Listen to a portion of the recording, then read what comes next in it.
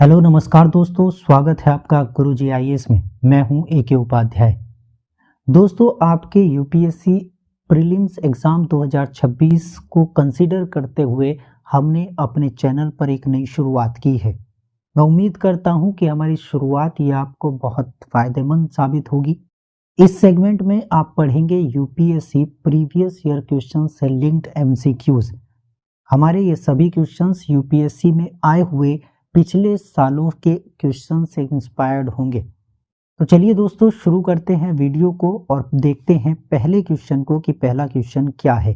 भारत में राष्ट्रीय आपातकाल के संबंध में निम्नलिखित कथनों पर विचार कीजिए। इसमें 3 कथन आपको दिए गए हैं। पहला कथन है कि इसे राष्ट्रपति मंत्रिपरिषद के लिखित सलाह पर घोषित करता है। दूसरा कथन है कि इसे केवल पूरे भारत में ही लागू किया जा सकता है। और तीसरा सेगमेंट है या तीसरा कथन है कि इसे लोकसभा साधारण बहुमत से समाप्त कर सकती है। ऑप्शंस आपके दिए हुए हैं, 1 और 2 सही, 1 और 3 सही, 2 और 3 सही, और ऑप्शन डी है 1, 2 और 3 सही। दोस्तों, आप दोबारा इस क्वेश्चन का आंसर देने के लिए आप कथन को दोबारा से पढ़िए। आपको अंदाजा लग जाएगा कि सवाल में एग्जैक्टली क्या है और क्यों इस पर हमें विचार करने की ज़रूरत है। सबसे पहला कथन कहता है कि मंत्रिपरिषद के लिखित सलाह देने पर ही राष्ट्रपति क्या कर सकते हैं, नेशनल इमरजेंसी को क्या कर सकते हैं, लागू कर सकते हैं, या उसे कहीं पर लगा सकते हैं। दोस्तों, पहला कथन बिल्कुल सही है। आप जानते होंगे कि जब से इंदिरा गांधी जी ने इमरजेंसी लागू की थी भारत में, उसके बाद 44th कॉन्स्टिट्यूशनल अमेंडमेंट लाया गया था। क्या लाया गया था? 44 कॉन्स्टिट्यूशनल अमेंडमेंट लाया गया था, जिसके तहत ये बात कही गई थी कि राष्ट्रपति यानी जो प्रेसिडेंट होंगे वो तभी इमरजेंसी को लागू कर सकते हैं जब मंत्रिपरिषद क्या करेगी, उन्हें एक लिखित यानी कि रिटर्न एडवाइस देगी। क्या देगी? रिटर्न एडवाइस देगी। और रिटर्न एडवाइस देने के बेस पर ही क्या करेंगे, राष्ट्रपति इमरजेंसी को भारत में लागू करेंगे। दूसरा कथन कहता है कि केवल पूरे भारत में ही इसे लागू किया जा सकता है। तो आप सोचकर देखिए कि क्या कभी पूरे भारत में इमरजेंसी लग सकती है? बिल्कुल लग सकती है। लेकिन इसके अलावा एक और है, इसमें एक शब्द है केवल। केवल पूरे भारत में ऐसा नहीं है दोस्तों। अगर ऐसा होता तो सिर्फ इमरजेंसी पूरे भारत में लगाई जाती, लेकिन भारत के किसी भी पार्ट या हिस्से में इमरजेंसी को लगाया जा सकता है। अगर इमरजेंसी लगाए जाने की ज़रूरत उत्तर प्रदेश में है तो सिर्फ उत्तर प्रदेश में ही इमरजेंसी लगाई जाएगी, दिल्ली या उत्तराखंड में नहीं लगाई जाएगी। तो ये कथन बिल्कुल गलत हो जाता है, क्योंकि इमरजेंसी को राष्ट्रपति पूरे भारत में या भारत के किसी हिस्से में लागू कर सकते हैं। ठीक है, तो ये कथन बिल्कुल गलत हो जाता है। तीसरा कथन देखते हैं कि इसे लोकसभा साधारण बहुमत से समाप्त कर सकती है। देखिए दोस्तों, पहले कथन से हमें ये आइडिया लग जाता है कि पहला कथन हमारा बिल्कुल सही है, तो थर्ड ऑप्शन तो इसका होगा नहीं। अब हमें ये भी पता चल गया है कि सेकेंड ऑप्शन हमारा बिल्कुल गलत है। तो हमें टाइम बचाने के लिए देखना पड़ेगा कि अगर हम इसे सेकेंड ऑप्शन को गलत ठहरा दें तो हमारे कौन कौन से ऑप्शन बनते हैं। तो सेकेंड यानी पहला तो बनेगा नहीं, क्योंकि इसमें सेकेंड ऑप्शन दिया गया है, ये सही नहीं है। ठीक है, ना ही ये बनेगा क्योंकि इसमें पहला ऑप्शन नहीं है और दूसरा बिल्कुल गलत है। 1 और 2, 3 भी नहीं बनेगा। क्योंकि इसमें दूसरा गलत है। अब समय बचाने के लिए हम ऐसा कर सकते हैं, तो फिर सिर्फ बचा एक ही, कौन सा? 1 और 3, यानी कि हमारा ऑप्शन बी इसमें बिल्कुल सही है। कथन भी हम देख लेते हैं कि इसे लोकसभा साधारण बहुमत से समाप्त कर सकती है। बिल्कुल सही है। ठीक है, यानी कि जो लोकसभा है, अगर उसको लगता है कि इमरजेंसी अब हटाई जाने की जरूरत है, तो वो एक साधारण बहुमत पारित करके क्या कर सकती है, यानी सिंपल मेजोरिटी से क्या कर सकती है, इमरजेंसी को समाप्त कर सकती है। चलिए अगले क्वेश्चन की तरफ बढ़ते हैं। अगला क्वेश्चन कहता है कि निम्नलिखित में से कौन से मौलिक अधिकार आपातकाल के दौरान भी निलंबित नहीं किए जा सकते। यानी कि यहाँ पर 3 आर्टिकल्स दिए गए हैं, 3 मौलिक अधिकार दिए गए हैं और बताया गया है कि आपातकाल अगर लगा हो तो उसके दौरान इनमें से कौन से आर्टिकल को निलंबित या सस्पेंड नहीं किया जा सकता। तो दोस्तों पहला है आर्टिकल 20, आर्टिकल 21 और आर्टिकल 22। ठीक है, अब इसमें क्या दिया गया, ऑप्शंस दिए गए हैं, या तो सिर्फ ओनली एक यानी कि आर्टिकल 20, एक और दो, दो और तीन, और तीनों यानी एक, दो और तीन। अब हमें ये बताना है कि इनमें से कौन से ऐसे आर्टिकल्स हैं जो इमरजेंसी में समाप्त या सस्पेंड नहीं होंगे। तो दोस्तों आर्टिकल 20 है, आर्टिकल 20 कभी भी समाप्त नहीं होता है। ठीक है, चाहे इमरजेंसी कोई सी भी लगी हो। आप ये भी जानते होंगे कि भारत में 3 प्रकार की इमरजेंसी का जिक्र है। ठीक है, कौन कौन सी इमरजेंसी, नेशनल इमरजेंसी है। ठीक है, आर्टिकल 352 है ना, प्रेसिडेंशियल रूल है यानी राष्ट्रपति शासन की बात करता है, राष्ट्रपति शासन लगाया जा सकता है। और तीसरी इमरजेंसी है वित्तीय इमरजेंसी यानी कि फाइनेंशियल इमरजेंसी। ठीक है, ये 3 प्रकार की इमरजेंसी का जिक्र भारत के संविधान में किया गया है। ठीक है, अब बात करते हैं मौलिक अधिकार की। तो मौलिक अधिकार का आर्टिकल 21 कभी भी किसी भी कंडीशन में समाप्त नहीं होगा। ठीक है, आर्टिकल 21 जो जीवन यानी राइट टू लाइफ की बात करता है, ये भी कभी समाप्त नहीं होगा। लेकिन आर्टिकल 22 जो संरक्षण की बात करता है, ये क्या होगा, इसको समाप्त किया जा सकता है यानी कि ये सस्पेंड हो सकता है। ठीक है, अगर तीसरा इसमें से हटा दें तो पहला यानी कि केवल एक ही नहीं है, 2 आर्टिकल हैं जो समाप्त नहीं होंगे, तो ये भी नहीं होगा। ठीक है, ठीक है, क्लियर है। 2 और 3 यानी कि ये नहीं होगा क्योंकि तीसरा जो आर्टिकल 22 है वो निलंबित हो सकता है, सस्पेंड हो जाता है। आर्टिकल ये भी नहीं होगा। तो बचा एक, कौन सा, ए और 2 यानी 1 और 2। तो इसका सही ऑप्शन होगा ऑप्शन बी यानी कि आर्टिकल 20 और आर्टिकल 21 किसी भी कंडीशन में सस्पेंड नहीं किए जा सकते। ठीक है दोस्तों, समझ गए।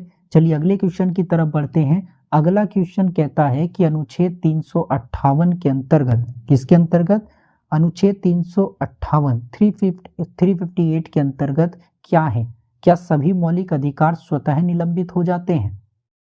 बताइए, क्या ये मगर इमरजेंसी लगाई गई तो हमने अभी इससे पहले पढ़ा है मौलिक अधिकार, क्या पूरे के पूरे मौलिक अधिकार समाप्त हो सकते हैं? नहीं हो सकते, क्योंकि आर्टिकल 20 और आर्टिकल 21 ऐसे आर्टिकल हैं जिनको कभी भी समाप्त नहीं किया जा सकता है।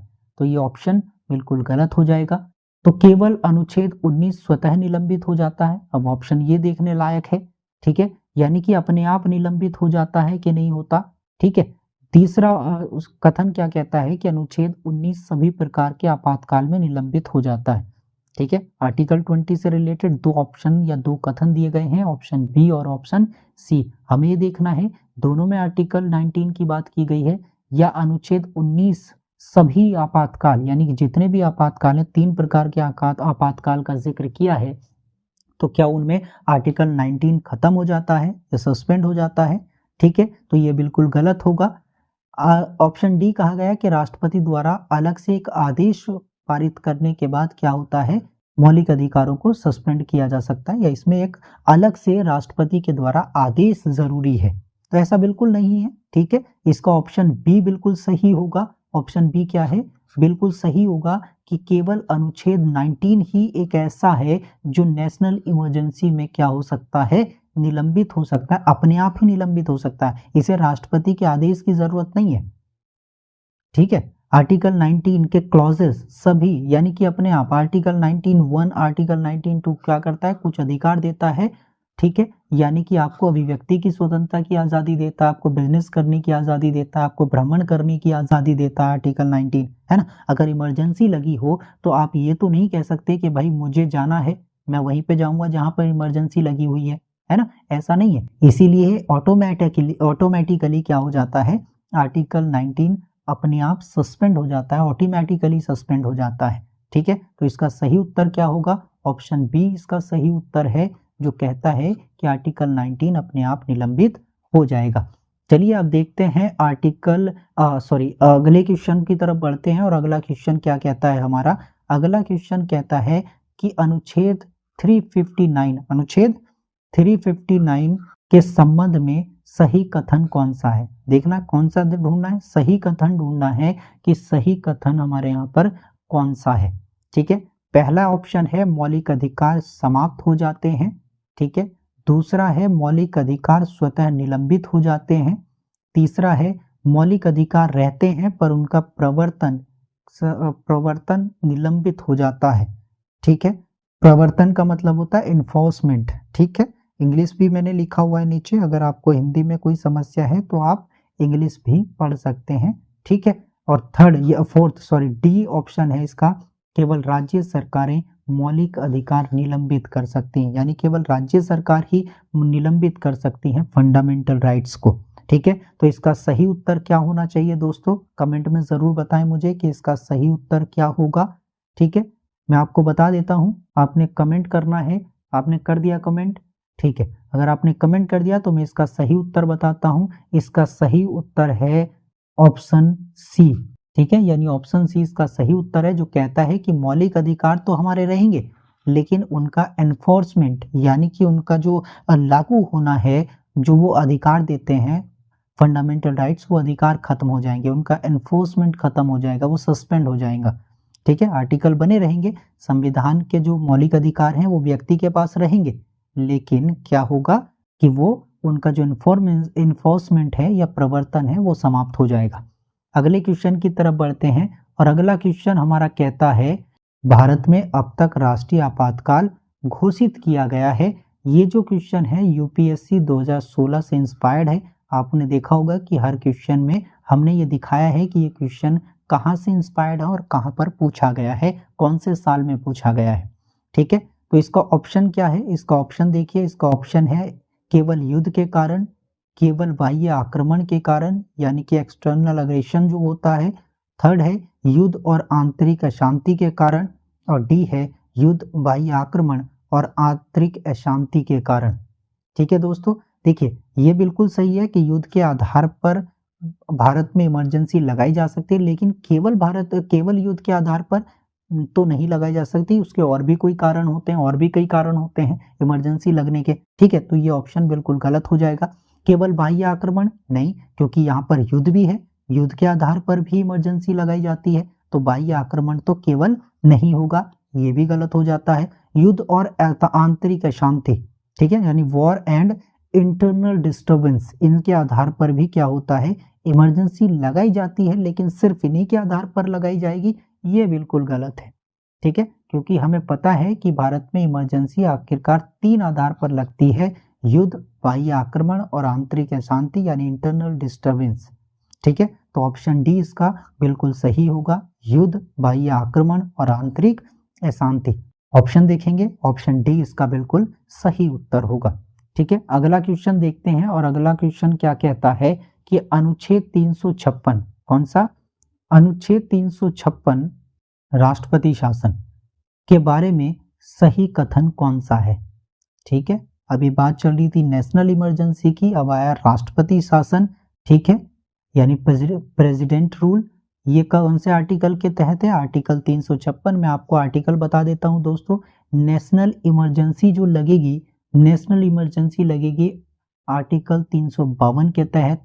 ठीक है, प्रेसिडेंशियल रूल जो लगेगा वो लगेगा आर्टिकल 356 के तहत, और जो हमारी तीसरी इमरजेंसी है यानी फाइनेंशियल इमरजेंसी, वो लगेगी आर्टिकल 360 के तहत। ये तीनों आर्टिकल आपको याद रखने हैं, इमरजेंसी का इनमें जिक्र किया गया है। आर्टिकल 352 में नेशनल इमरजेंसी है, ठीक है, 356 में प्रेसिडेंशियल रूल की बात कही गई है, और फाइनेंशियल इमरजेंसी यानी वित्तीय आपातकाल की बात आर्टिकल 360 में की गई है। ठीक है, तो ऑप्शन ए है कि यह न्यायिक समीक्षा के बाहर है, यानी कि जब राष्ट्रपति शासन लगाते हैं, राष्ट्रपति कहीं पर ये घोषित करते हैं कि आज से यहाँ पर राष्ट्रपति शासन रहेगा, ठीक है, लोकल गवर्नमेंट काम नहीं करेगी। ठीक है, तो वहां पर क्या वो न्यायिक समीक्षा के दायरे में आता है या न्यायिक समीक्षा के बाहर आता है, ये ऑप्शन है। दूसरा है कि यह केवल राज्यपाल की सिफारिश पर ही लगाया जा सकता है। ठीक है, किसकी सिफारिश पर, राज्यपाल की सिफारिश पर लगाया जाता है। सी ऑप्शन है कि यह केंद्र को राज्य सूची पर कानून बनाने की शक्ति देता है।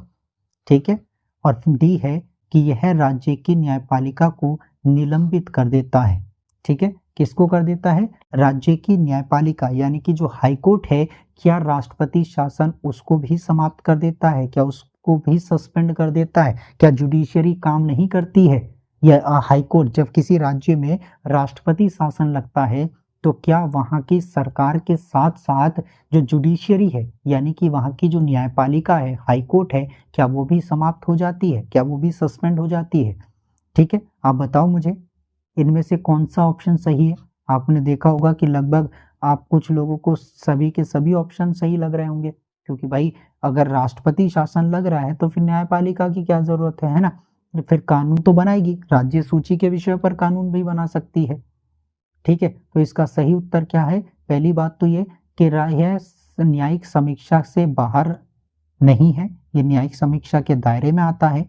ठीक है, तो ये ऑप्शन बिल्कुल गलत है। यह केवल राज्यपाल की सिफारिश पर ही लगाया जाता है, ये भी बिल्कुल गलत है। ऑप्शन सी सही है कि यह केंद्र को राज्य सूची पर कानून बनाने की शक्ति देता है। ठीक है, यानी कि जब प्रेसिडेंशियल रूल रहेगा, प्रेसिडेंट का शासन रहेगा, राष्ट्रपति शासन रहेगा, तो केंद्र सरकार उस पर कानून बना सकती है। ठीक है, क्लियर है? चलिए दोस्तों, मैं आपको बताना चाहूंगा कि अगर आपको ये वीडियो पसंद आ रही है तो चैनल को सब्सक्राइब करें, वीडियो को शेयर करें, अपने दोस्तों को शेयर करें ताकि उनको भी हेल्प हो जाए। ठीक है, आपका लाइक, आपका शेयर हमें मोटिवेट करता है कि हम आगे इसी तरह की और वीडियो बनाएं और अपना अच्छा प्रदर्शन करें। मैं उम्मीद करता हूं कि आपको वीडियो पसंद आएगी। बने रहें हमारे साथ, देखते हैं अगले क्वेश्चन को कि अगला क्वेश्चन क्या कहता है। ठीक है दोस्तों, अब बात करते हैं एसआर मुंबई केस की, है ना? क्या क्वेश्चन पूछा गया है कि एसआर मुंबई निर्णय का मुख्य महत्व क्या है? कोर्ट ने जो फैसला सुनाया था, न्यायालय ने जो फैसला सुनाया था एसआर मुंबई का, उसमें क्या मुख्य महत्व क्या है? ठीक है, तो इसमें पहला ऑप्शन है कि राष्ट्रीय आपातकाल पर नियंत्रण लगाया जा सकता है, उसमें निर्णय दिया गया था। ऑप्शन बी है कि राष्ट्रपति शासन के दुरुपयोग पर रोक लगाने के लिए और वित्तीय आपातकाल की सीमाएं निर्धारित करने के लिए। ऑप्शन डी है कि मौलिक अधिकारों का विस्तार। ठीक है, इसका सही उत्तर क्या होगा दोस्तों, बताइए। इसका सही उत्तर होगा ऑप्शन बी, यानी कि राष्ट्रपति शासन के दुरुपयोग पर रोक लगाने के लिए एसआर मुंबई केस में फैसला सुनाया गया था, ये उसका मुख्य महत्व था। ठीक है, कौन सा? ऑप्शन बी इसका सही उत्तर होगा। ठीक है, चलिए अगला क्वेश्चन देखते हैं। अगला क्वेश्चन क्या कहता है भाई? अगले क्वेश्चन की अगर हम बात करें तो अगला क्वेश्चन कहता है वित्तीय आपातकाल के संबंध में कौन सा कथन सही है? ठीक है, कौन सा कथन सही है, किसके में? वित्तीय आपातकाल। आर्टिकल कौन सा मैंने बताया था? 360, है ना? आर्टिकल आपको याद रखना है, मैंने आर्टिकल बताया था 360, और 360 आर्टिकल वित्तीय आपातकाल, फाइनेंशियल इमरजेंसी की बात करता है। इसमें कथन दिए गए हैं कि इसे अब तक 2 बार लागू किया गया है, यानी कि अब वित्तीय आपातकाल को भारत में लागू किया गया है। तो इसमें कहा गया है ऑप्शन ए में कि भारत में 2 बार इसको लागू किया गया है। ठीक है, यह अनुच्छेद 356 के अंतर्गत है। आर्टिकल मैंने पहले ही बता दिया है, तो ये ऑप्शन तो बिल्कुल होगा नहीं, क्योंकि इसका जिक्र आर्टिकल 360 में है। 356 में किसका जिक्र किया गया? इससे पहला क्वेश्चन हमारा था किसका? प्रेसिडेंशियल रूल का। ठीक है, अगला क्वेश्चन है कि यह राज्यों के वित्तीय मामलों पर केंद्र का नियंत्रण बढ़ाता है, यानी कि जो राज्य के वित्तीय मामले हैं उन पर केंद्र का मामला या केंद्र का नियंत्रण बढ़ जाता है। ऑप्शन डी है कि यह मौलिक अधिकारों को निलंबित कर सकता है। ठीक है दोस्तों, तो ऑप्शन सी क्या है इसका? देखिए, पहली बात तो ये कि भारत में फाइनेंशियल इमरजेंसी एक भी बार लागू नहीं की गई है, ऑप्शन ए गलत हो जाएगा। दूसरा ऑप्शन हम पहले ही इसको नेग्लेक्ट कर चुके हैं, क्योंकि इसका आर्टिकल बिल्कुल गलत है, आर्टिकल है 360। ठीक है, यह राज्यों के वित्तीय मामलों पर केंद्रीय नियंत्रण बढ़ाता है। अब बचे 2 आर्टिकल। ठीक है, तो क्या है? मौलिक अधिकारों को निलंबित करता है? बिल्कुल नहीं करता है। ठीक है, तो क्या है कि ऑप्शन सी इसका सही उत्तर होगा कि राज्यों को वित्तीय मामलों पर केंद्र का नियंत्रण बढ़ाता है। अगला क्वेश्चन देखते हैं कि अगला क्वेश्चन क्या कहता है। अगला क्वेश्चन है आपातकाल के दौरान, किसके दौरान? आपातकाल के दौरान संसद को राज्य सूची पर कानून बनाने की शक्तियां क्यों मिलती हैं? अब यहाँ पर देखिए सवाल पूछा गया। हमारा ऑप्शन पहले हमने क्वेश्चन देखा, उसमें बात की गई थी कि राज्य सूची के विषय पर कानून बना सकती है, लेकिन क्यों बना सकती है, उसको ये शक्ति क्यों दी गई है? ये क्वेश्चन पूछा गया था यूपीएससी 2018 में से इंस्पायर्ड है ये क्वेश्चन। ठीक है दोस्तों, इस तरह का क्वेश्चन 2018 में पूछा गया था। अब देखो ऑप्शंस क्या कहते हैं। ऑप्शंस कहते हैं कि संविधान निलंबित हो जाता है, यानी कि जब आपातकाल के दौरान राज्य सूची पर कानून बनाने का अधिकार केंद्र सरकार को मिलता है, संसद को मिलता है, तो ये तब मिलता है क्योंकि संविधान निलंबित हो जाता है, संविधान सस्पेंड हो जाता है। क्या ये सही है? बताएं मुझे कमेंट बॉक्स में, क्या संविधान सस्पेंड होता है? बताइए और जल्दी लिखिए, कमेंट करिए, मुझे बताइए कि क्या संविधान क्या है उसको सस्पेंड किया जा सकता है आपातकाल में? दूसरा ऑप्शन है संघीय ढांचा समाप्त हो जाता है इसलिए संसद को कानून बनाने की शक्ति मिलती है। ऑप्शन सी है कि संविधान एकात्मक रूप धारण कर लेता है इसलिए उसको शक्ति मिलती है। या ऑप्शन डी है कि राज्य विधानसभाएं भंग हो जाती हैं। अब बताइए कौन सा कथन, कौन सा ऑप्शन इसमें सही है? ठीक है, तो पहली बात तो ये कि संघीय ढांचा समाप्त नहीं होता है क्योंकि संसद खुद एक संघ है। संघीय ढांचा समाप्त हो जाएगा यानी फेडरल स्ट्रक्चर समाप्त हो जाएगा तो कैसे काम चलेगा? ठीक है, संविधान एकात्मक रूप ले लेता है, यह बिल्कुल सही है कि आपातकाल जब लगता है तो क्या होता है कि पूरी की पूरी पावर किसके हाथ में चली जाती है? संसद यानी केंद्र सरकार के हाथ में चली जाती है। विधानसभाएं भंग हो जाती हैं, बिल्कुल गलत है। तो इसका सही उत्तर क्या होगा? ऑप्शन सी इसका सही उत्तर होगा। चलिए आज का आखिरी सवाल देखते हैं। आखिरी सवाल यानी 10वां सवाल हमारा क्या कहता है कि 44वें संविधान संशोधन के संबंध में कौन सा कथन सही है? ये 2020 के यूपीएससी क्वेश्चन से, प्रीवियस ईयर के क्वेश्चन से इंस्पायर्ड है। पहला ऑप्शन है कि प्रधानमंत्री की मौखिक सलाह पर्याप्त है, यानी कि किसकी? प्रधानमंत्री की मौखिक सलाह पर्याप्त है इमरजेंसी लगाने के लिए। ठीक है, ऑप्शन बी है आंतरिक अशांति को आपातकाल का आधार बनाया गया है। ऑप्शन सी है अनुच्छेद 20 और 21 को संरक्षित किया गया है। या ऑप्शन डी है कि आपातकाल को समाप्त करना कठिन बना दिया गया है। आर्टिकल कॉन्स्टिट्यूशनल अमेंडमेंट 44 की हमने बात की है पहले क्वेश्चन में। ठीक है, तो पहला क्वेश्चन हमारा क्या कहता है कि मौलिक, क्या प्रधानमंत्री की मौखिक सलाह पर राष्ट्रपति शासन लगाया जा सकता है, इमरजेंसी लगाई जा सकती है? तो बिल्कुल सही है। किसकी? मिनिस्ट्री ऑफ, जो मिनिस्ट्री है यानी कि जो मंत्री परिषद है, काउंसिल ऑफ मिनिस्टर है, या फिर कह सकते हैं कि मंत्रिमंडल है, उसकी लिखित सिफारिश पर ही ऐसा किया जा सकता है। ठीक है, तो ये ऑप्शन बिल्कुल गलत होगा। बी ऑप्शन कहता है कि आंतरिक अशांति को आपातकाल का आधार बनाया गया है, बिल्कुल गलत है। ठीक है, इमरजेंसी हमने देखा कि और भी आधार पर लगाई जा सकती है। ऑप्शन सी है कि अनुच्छेद 20 और 21 को संरक्षित किया गया। हाँ, ये मैं कह सकता हूँ कि इसको संरक्षित किया गया है सिर्फ इस बेस पर क्योंकि इनको कभी भी निलंबित या सस्पेंड नहीं किया जा सकता है। तो आर्टिकल 20 और 21 को प्रोटेक्ट करता है 44 कॉन्स्टिट्यूशनल अमेंडमेंट। ठीक है, ऑप्शन डी भी बिल्कुल गलत होगा। तो इसका सही उत्तर क्या है? तो सही उत्तर इसका होगा ऑप्शन सी। ऑप्शन सी क्या करता है कि आर्टिकल 20 और 21 को संरक्षित करता है। ठीक है दोस्तों इसकी पीडीएफ अगर आपको चाहिए तो हमारे टेलीग्राम को ज्वाइन कर सकते हैं, टेलीग्राम चैनल को। ठीक है, जिस नाम से हमारा यूट्यूब चैनल है गुरुजी आईएएस, उसी नाम से हमारा टेलीग्राम चैनल है। मैं डिस्क्रिप्शन में लिंक दे दूंगा। ठीक है, आप वहां से जाकर टेलीग्राम ग्रुप ज्वाइन कर सकते हैं और ये पीडीएफ आप वहां से प्राप्त कर सकते हैं।